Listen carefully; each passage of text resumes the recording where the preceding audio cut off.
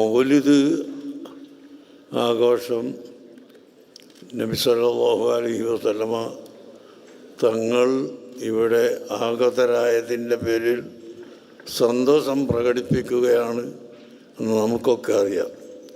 ഇന്ന് നമുക്ക് മറ്റൊരു സന്തോഷം കൂടിയുണ്ട്.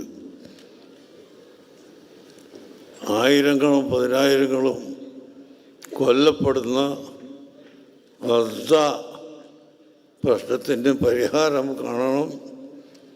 അത് ഫലസ്തീൻ സ്വന്തമായി പ്രഖ്യാപിക്കപ്പെടണം എന്ന ഉച്ചകോടിയുടെ അഭിപ്രായത്തെ നമ്മുടെ ഇന്ത്യ ഗവൺമെൻറ് അംഗീകരിച്ചു എന്നത് അത് വലിയൊരു സന്തോഷമാണ്. അതുകൊണ്ട് ഇന്ത്യൻ പ്രധാനമന്ത്രിയോടും വിദേശകാര്യമന്ത്രിയോടുമെല്ലാം നമ്മുടെ സന്തോഷം ഇതിൻ്റെ പേരിൽ ഞാൻ അറിയിക്കുകയാണ്.